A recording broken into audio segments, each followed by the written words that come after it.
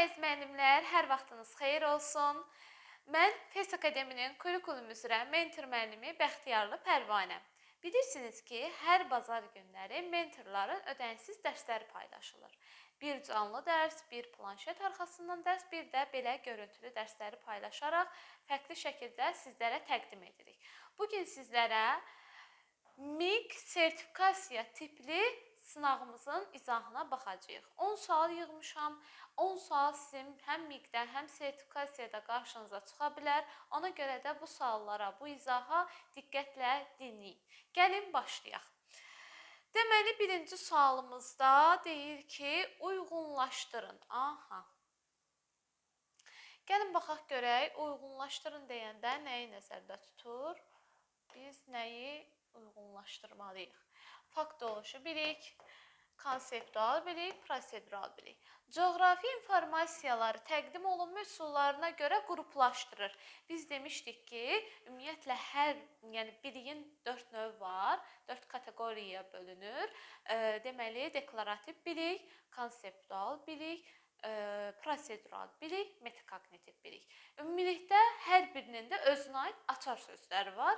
Qruplaşdırmaq konseptual bilikdə var idi ki, yəni artıq sən qruplaşdırırsansa, bu konseptual bilikdə olan açar sözlərdən biridir. 2A olur. Fiziki coğrafiyanın yeni sahələrini sadalayır. Ümumiyyətlə sadalamaq, xatırlamaq mərhələsindədir. Yəni belə deyim də, bir şeyi əgər sadalayırsansa, fakt olaraq, faktiki olaraq xatırlamalısan ki, sadalaya biləsən. Ona görə də bu faktoloji bilik olur. 1B. Yerin forma və ölçülərini nəzərə alaraq riyazi hesablamalar aparır. Ümumiyyətlə, hesablamalar aparan zaman ardıcıllığa, bir prosesi yerinə yetirdiyiniz üçün, ardıcıllığa riayət etdiyiniz üçün prosedural biliyə aid olur. 3C. Günəş şüalarının düşmə bucağını tərtib etdiyi qrafik, düstur, plan üzrə hesablayırsa, yenə də prosedural biliyə aiddir. Deməli, 1B, 2A, 3CD. Bir dəqiqə. 1B, 2A, 3CD. D variantı cavabımız olur.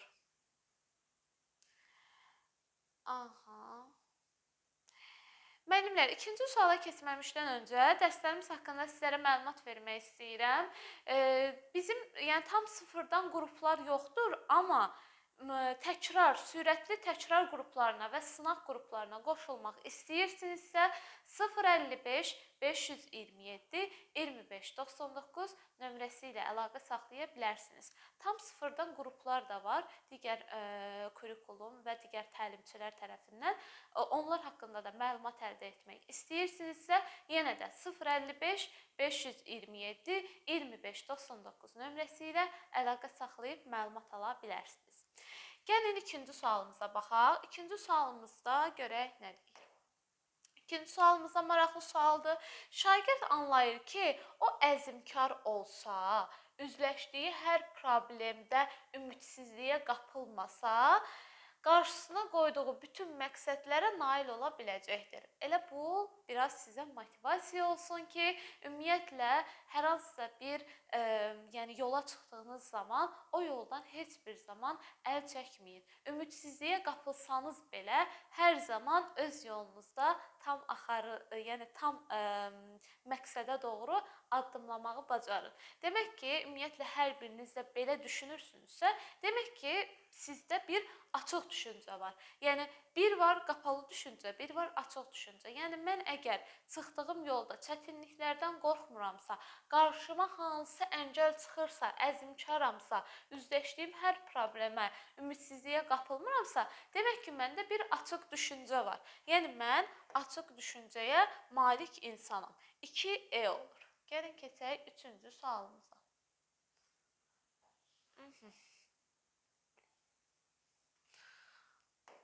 Üçüncü sualımız, bilirsiniz də müəllimlər, inteqrasiya, taksonomiya %100% həm MİQ imtahanına, həm də sertifikasiya imtahanına düşən suallardan biridir. Ona görə də belə suallarda diqqətli olmağı bacarın.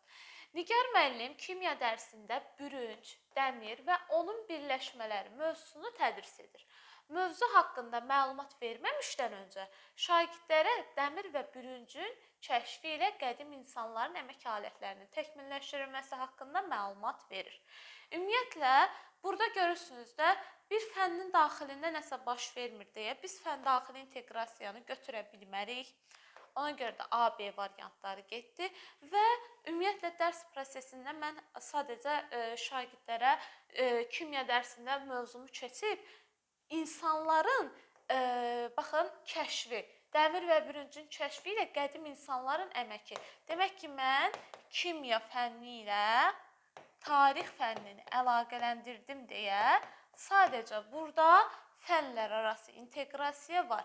Yəni, fən üstü inteqrasiyadan istifadə olunmur. Sadəcə kimya və tarix fənnini əlaqələndirdiyim üçün mən hansı inteqrasiyadan, yəni fənlər arası inteqrasiyadan istifadə edirəm. Yəni, qədim insanların əmək aləti, onsuz suala baxan zaman bilirik ki, yəni bu kimya fənninin yəni kimya fənninin inteqrasiya bölməsində verilən hissələrdən biridir ki, yəni kimyanın tarixlə əlaqələndirilməsi bu cür olur. Ona görə də burada cavabımız C variantı.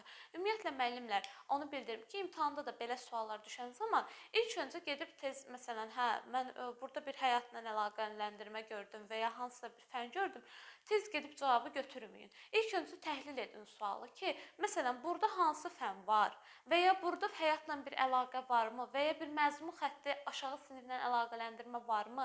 Bunlara çox diqqət edin. Yəni, ona görə də hər bir müəllim öz ixtisasının məzmun xəttini mütləq şəkildə bilməlidir. Yəni, hər biriniz öz ixtisasınızın məzmun xəttini bilirsinizsə, inteqrasiya suallarında çox da çətinlik çəkməyəsiniz. Başa düşürəm, imtahanda ən çaşdırıcı hissə inteqrasiya suallarıdır, amma yəni bütün deyim ki, heç bir müdavim yaza bilmir, elə bir şey yoxdur. Yaza bilən müdavimlərimiz də var. Nə qədər çox yəni təhlil etsəniz, o qədər də asanlıqla bu hissəni yaza bilərsiniz. Gəlin baxaq 4-cü sualımıza. Aha, 4. Dördüncü sualımız biraz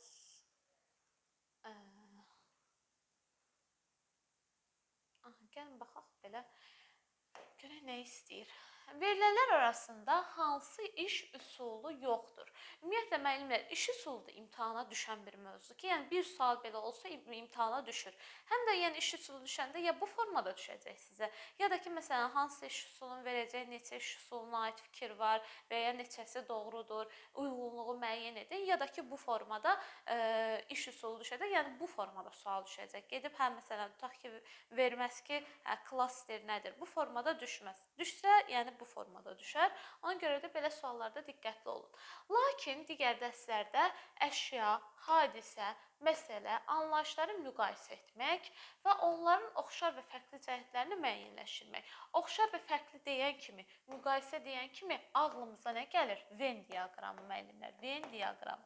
Bir də ki, belə ümumiyyətlə iş üsullarını tapmağın asan yolu hər iş üsuluna aid olan açar sözləri, hər iş üsulunun qaydasını bilsəniz, iş üsulu ilə bağlı suallarda çətinlik çəkmərsiniz.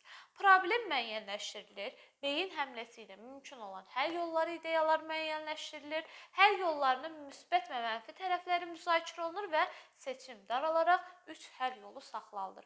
Bu nəyə aiddir? Bu qərarlar ağacına aiddir müəllimlər. Qərarlar ağacı.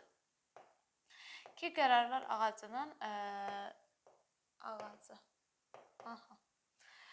İri həcmli mətnin məzmununun qısa müddət ərzində öyrənilməsi. Bu nəyə aiddir müəllimlər? Bu təbii ki, ziq-zaqa aiddir. Ziq-zaq görürsünüz, hər birinin açar sözlərin qaydasını biləndən sonra tapmaq o qədər də çətin deyil.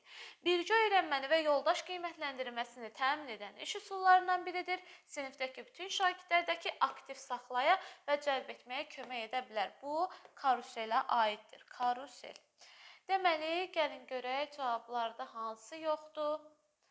Aha, cavablarda. Deməli, biz ziq-zaqdan danışdıq, karuseldən danışdıq, Venn diaqramından danışdıq, qərarlar ağacından danışdıq, amma əşyaların qeyri-adi istifadəsi ilə bağlı olan bir hissəyə rast gəlmədik.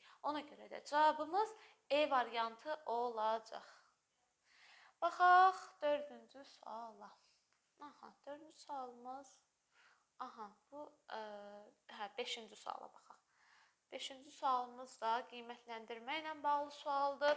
Görək bizdən nə istəyir? Qiymətləndirmə haqqında hansı fikir yanlışdır? Gəlin yanlış fikirlərə baxaq. Formativ qiymətləndirmə zamanı müəllimlə şagird arasındakı əks əlaqə yaranır, geriyə dönüş var, dəyişkəndir. Deməli ki, bu doğru fikirlərdən biridir. A-nı getdi. Yoldaş qiymətləndirməsi özünü qiymətləndirmə, məqsəd öyrənmə prosesində şagirdlərin bir-birinə kömək etməsidir. Yəni, yoldaş qiymətləndirməsi də özünü qiymətləndirmənin məqsədi öyrənmə prosesində şagirdlərin bir-birinə kömək etməsidir. Doğrudur, müəllimlər, doğrudur. Diaqnostik qiymətləndirmə aparmaq üçün xüsusi meyarı olan və bələdçi rolunu oynayan qiymətləndirmə cədvəlidir. Təbii ki, bu diaqnostikə yox, rubrika aiddir müəllimlər. Rubrik. Bir dəqiqə. Aha. Rubrik. Cavabımız C variantı olur, çünki yanlış istəyir bizdən. Əks əlaqə formativ qiymətləndirmənin vacib komponentidir. Doğrudur müəllimlər, burada da bir səhvlik yoxdur. Formativ qiymətləndirmə təhsil alanın hər bir fənn üzrə təhsil proqramında müəyyənləşdirilmiş məzmun standartlarının mənimsənilməsinə yönəlmiş fəaliyyətlərini izləmək, bu prosesdə onun qarşısına çıxan çətinlikləri müəyyən edib onları aradan qaldırmaq məqsədilə aparılır. Özünüz də bilirsiniz, ümumiyyətlə qiymətləndirmə haqqında bizim Gülnara Mürsalova Instagram səhifəmizə girib qiymətləndirmə haqqında qısa mənim video izahım var, ona baxa bilərsiniz. Bizim yəni Gülnara Mürsalova YouTube kanalında da saysız hesabsız izahlar, testlərin izahı, hər hansısa bir qaydaların izahı, mövzunun izahı var. Ona görə də YouTube səhifəmizi izləməyi, Instagramı izləməyi və dərslərimizdən yararlanmağı unutmayın. Deməli, ümumiyyətlə bilirsiniz də müəllimlər, yəni formativ qiymətləndirmə fəaliyyəti istəyir, summativ qiymətləndirmə nailiyyəti ölçüb, diaqnostik qiymətləndirmədə ilkin bacarıqları müəyyənləşdirir. 5-də də cavabımız C oldu. Gedək 6-cı suala. Yəni, bir də onu bildirim ki, bəzən görürəm ki, deyirsiniz ki, hansısa sual müəllimə çox asandır, bizə imtahanda belə düşməz. Müəllimlər, imtahanda hər tip sual düşür. Yəni, imtahanda sadəcə çox çətin suallar olur deyə bir şey də yoxdur. Çox asan suallar da olur deyə bir şey yoxdur. Çətin, orta, asan. Hər tipdə sual qarşınıza çıxa bilər. Ona görə də siz hər tipdə suala baxın ki, imtahanda qarşınıza çıxanda səhvlik etməyəsiniz. Deməli, riyaziyyat dərsində Günel müəllim sinif qaydaları tərtib edir. Şagirdlərdən biri sinif qaydalarını tez-tez pozduğuna görə müəllim şagirdi bazar günü məktəbə çağırır və müxtəlif tapşırıqlar yerinə yetirməsini tapşırır. Ümumiyyətlə, belə tip situasiya görəndə müdavimlər deyirlər ki, hə, Günel səhv etdi, ona bu mənfi bir şeydir və müəllim ona cəza verdi, oldu mənfi cəzalandırma, yəni negativ cəzalandırma. Xeyr, belə tipli sualı işləyən zaman, yəni ümumiyyətlə operant şərtlənmə nəzəriyyəsini işləyən zaman müəllimlər, baxın sualın məğzinə. Görün, mən şagirdə necə cəza verməliyəm ki, onu inkişafa aparsın, yoxsa inkişafdan arxaya saxlasın. Baxın, şagird səhv bir şey edə bilər, amma mənim sondakı nəticəm nədir? Tapşırıqları yerinə yetirmir və mən də şagirdi bazar günü məktəbə çağırdım, ona tapşırıq yerinə yetirəm. Demək ki, şagirdi inkişafa aparan bir cəza verirəm, müsbət cəza verirəm şagirdə. Ona görə cavabımız D variantı olacaq. Keçək 7-ci suala. Aha. 7 biraz. Aha.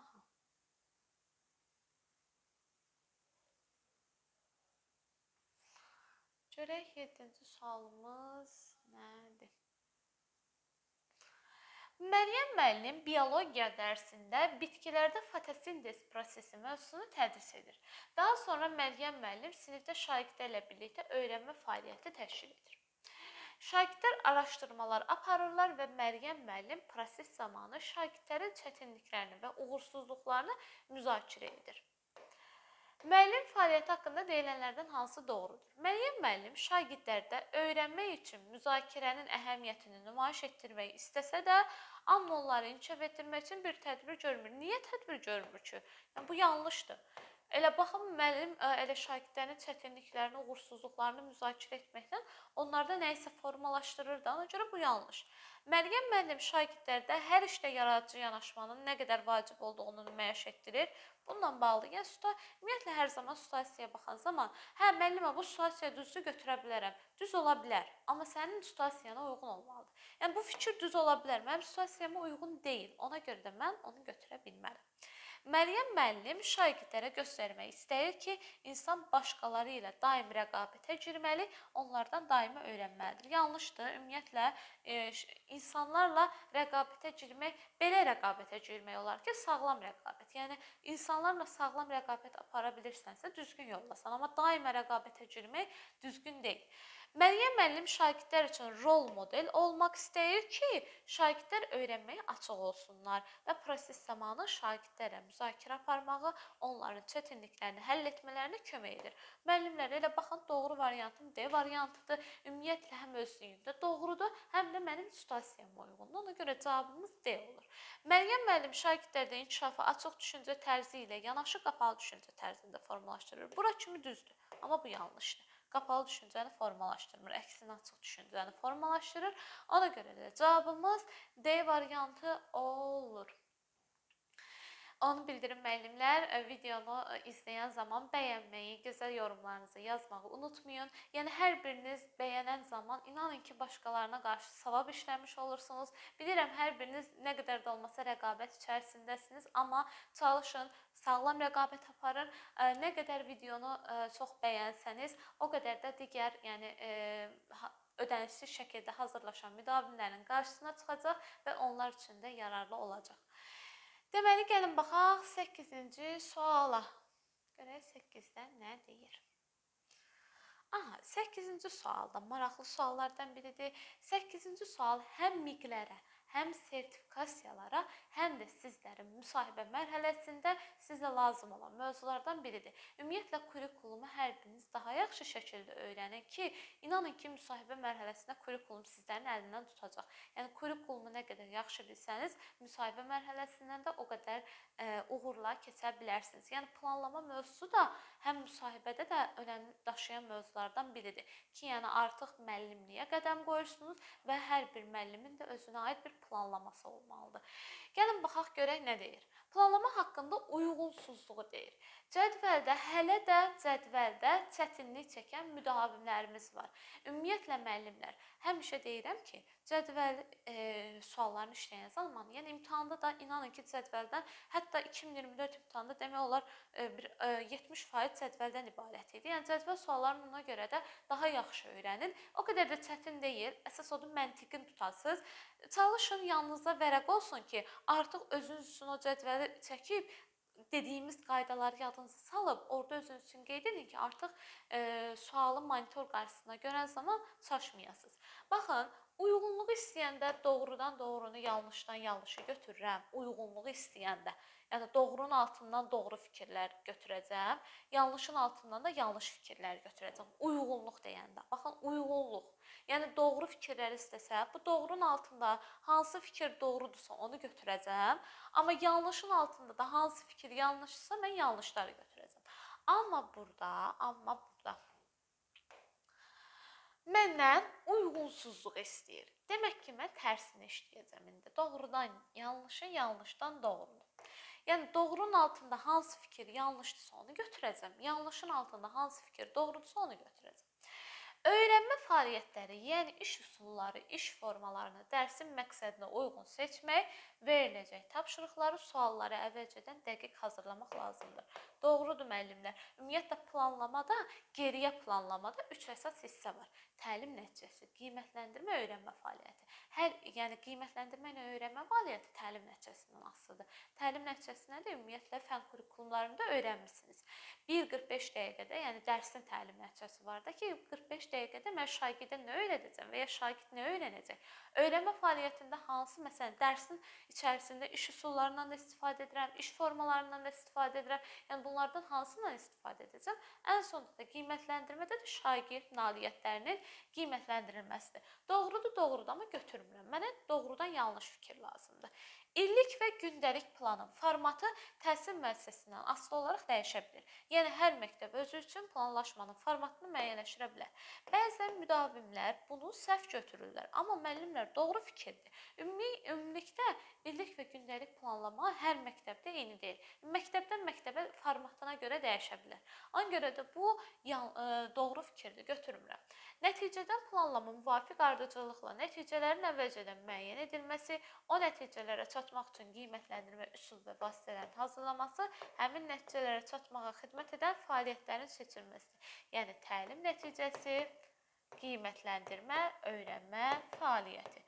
Görürsüz, 3 əsas hissədən ibarətdir, doğrudur, götürürəm. Təlim nəticəsini müəyyən edərkən idrak taksonomiyasının açar feillərindən istifadə etmək lazımdır. Yəni dinamik feillərdən müəllimlər. Dinamik. Ümumiyyətlə, yəni belə deyim də, statik feillərdən istifadə etmək alınmır, düz deyil.